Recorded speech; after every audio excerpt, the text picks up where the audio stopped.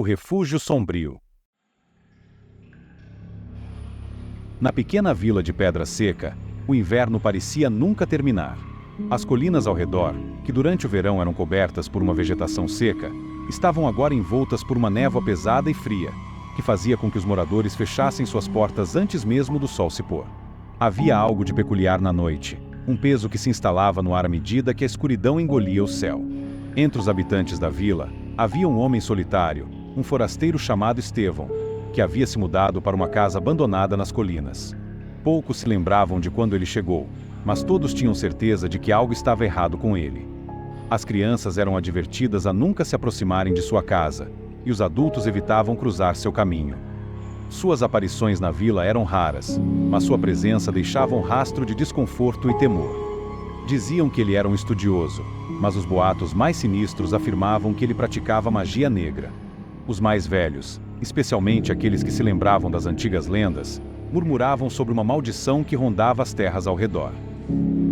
Falavam de uma criatura das sombras, um vampiro que, em épocas distantes, devastava vilarejos inteiros e que Pedra Seca era seu refúgio. Certa noite, durante uma tempestade particularmente violenta, uma jovem chamada Helena não conseguiu retornar para casa antes do anoitecer. Ela havia ido buscar remédios para sua mãe doente. Presa pela chuva, abrigou-se na taverna local. Os trovões rugiam no céu, e os ventos uivavam como lobos famintos. Helena, ao contrário dos outros, não acreditava nas superstições da vila. Ela achava que eram apenas histórias para assustar os incautos. No entanto, naquela noite, um estranho pressentimento começou a se instalar em seu peito. Melhor ficar aqui até amanhecer, aconselhou-lhe o taverneiro, um homem de poucas palavras, mas que conhecia bem os perigos da região. Helena, teimosa, recusou. Não podia deixar sua mãe sozinha por tanto tempo.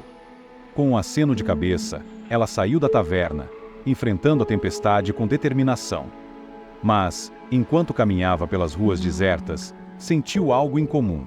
As sombras ao redor pareciam se mexer, como se tivessem vida própria, e o vento, embora gélido, carregava sussurros que ela não conseguia decifrar. Foi então que, ao passar perto da casa de Estevão, ela viu uma luz fraca acesa. Apesar dos avisos, sua curiosidade a fez parar por um momento. A janela da casa estava entreaberta e, dentro dela, Helena vislumbrou uma figura alta e esguia, com olhos que brilhavam como brasas. Um calafrio percorreu sua espinha, mas antes que pudesse se afastar, a figura desapareceu na escuridão da casa. Ela apressou o passo, sentindo o coração bater acelerado. Quando chegou em casa, sua mãe estava dormindo, e a tempestade parecia acalmar. Helena tentou esquecer o que havia visto, mas algo dentro dela estava mudado. Nas noites seguintes, ela começou a ter pesadelos. Sonhava com uma criatura que a perseguia, com presas afiadas e olhos vermelhos. O medo tomava conta de seu corpo, mas ao acordar, encontrava sua janela aberta, mesmo que tivesse certeza de tê-la fechado. As semanas se passaram, e os pesadelos de Helena só pioravam. Cada noite parecia mais real do que a anterior, até que, uma manhã, ela acordou com uma marca estranha no pescoço, duas pequenas perfurações que ardiam como fogo. Desesperada, foi até o ancião da vila, que era conhecido por saber sobre as antigas lendas. O vampiro despertou, disse o velho, sem rodeios. Ele se alimenta dos sonhos antes de tomar a vida. E ele te escolheu. Helena ficou em choque. Ela nunca acreditara nas lendas, mas as marcas no seu pescoço e os pesadelos eram reais demais para serem ignorados. O ancião explicou que o vampiro era um ser antigo, que dormia nas colinas de Pedra Seca, e que Estevão, o forasteiro, era seu guardião. Ele mantinha o vampiro adormecido, mas algo havia mudado.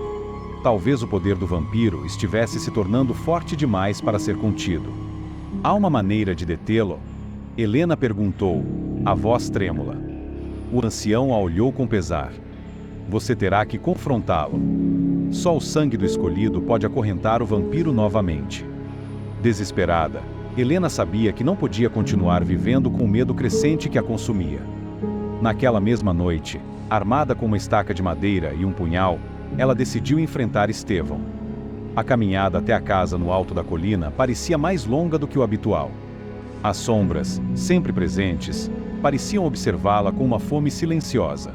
Quando chegou à casa, A porta estava entreaberta, como se a aguardasse. O interior era escuro, e a única luz vinha de uma lareira acesa no fundo do salão. No centro do aposento, Estevão estava sentado, seu olhar fixo nela, como se soubesse que a jovem viria. Eu não queria isso, ele murmurou, a voz baixa. Mas o tempo dele chegou. Antes que pudesse reagir, Estevão se levantou e revelou a verdadeira face da criatura que ele guardava. Seus olhos queimavam com um vermelho demoníaco, e suas presas reluziam à luz do fogo. Helena sentiu o medo correr em suas veias, mas a imagem de sua mãe doente e da vila ameaçada a fez avançar. A luta foi rápida e brutal. Estevão, ou o que quer que ele fosse agora, era rápido como uma serpente, mas Helena, movida pelo desespero, conseguiu cravar a estaca em seu peito. O grito da criatura ecoou pelas colinas, fazendo a terra tremer. Quando o corpo de Estevão caiu, o silêncio retornou, pesado como uma lápide. Helena, exausta, sentiu o peso da vitória. Mas, ao olhar para o corpo inerte à sua frente, percebeu que algo estava errado. O vampiro que ela enfrentará não era o verdadeiro monstro. O verdadeiro ainda estava lá fora, nas sombras, observando, esperando por sua próxima presa. E assim, a maldição de Pedra Seca continuou, perpetuando o ciclo de medo e escuridão.